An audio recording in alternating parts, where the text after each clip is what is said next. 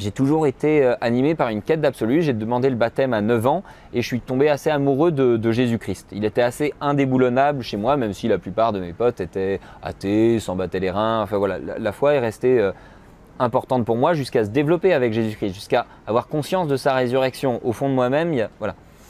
Et puis est arrivée cette quête de vouloir rencontrer d'autres religions. J'ai lu le Coran. J'ai fait le ramadan, j'ai été dans les mosquées, j'ai discuté avec des musulmans. Comme ça m'allait pas trop, j'ai lu la vie de Mahomet et jusqu'à me dire non, à côté de l'évangile, ça ne vaut rien. Donc ça, tant pis.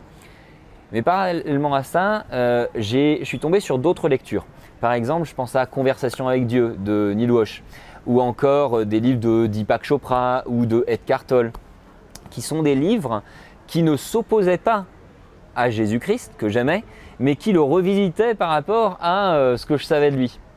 Et c'est là que progressivement, je suis rentré sous influence d'abord de ces livres, parce que intellectuellement, ça proposait un monde où tout était éteint, tout était amour, ça allait bien, le mal n'existait pas, pour rentrer dans une dynamique derrière de pratique du Kriya Yoga. J'étais capable de savoir des choses sur des gens, ce que tu avais fait hier, quelqu'un que tu avais rencontré. Et je croyais ça hyper positif parce que j'essayais de le tourner de façon positive pour l'autre. En gros, c'est les pouvoirs qu'on attribue à un médium.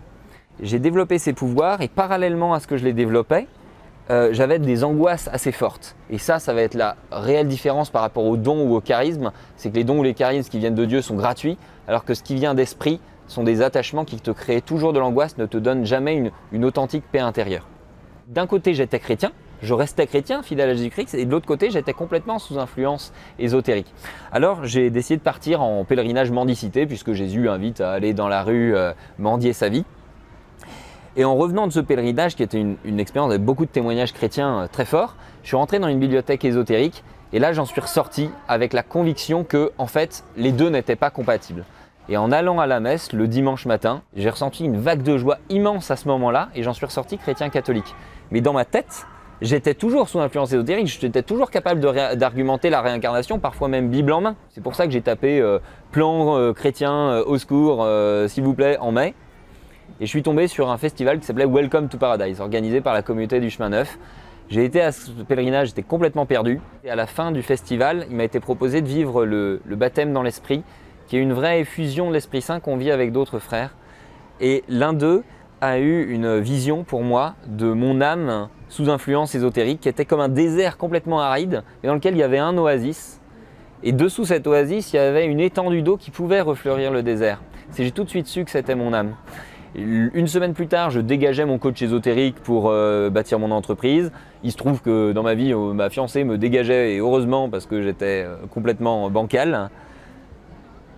Mais j'ai choisi ce jour-là de suivre Jésus-Christ. C'était en août. En décembre, j'ai été vivre une retraite de guérison psychologique, mais aussi spirituelle, où à la fin, on a vraiment fait une prière de délivrance sur moi, parce qu'il y a des choses qui me dépassaient, que je n'arrivais pas par mes propres forces à laisser guérir. Et cette prière de délivrance a dégagé enfin toute forme d'ésotérisme qu'il y avait dans ma vie. Aujourd'hui, je ne suis plus capable du tout de savoir ce que tu avais hier ou avant-hier, et c'est très bien, tu vas pouvoir me le raconter, et donc on va pouvoir créer une relation. Bref.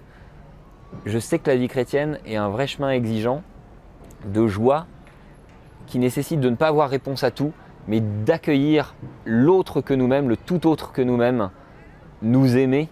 Et ça, découvrir ce bonheur-là, ça n'a pas de prix.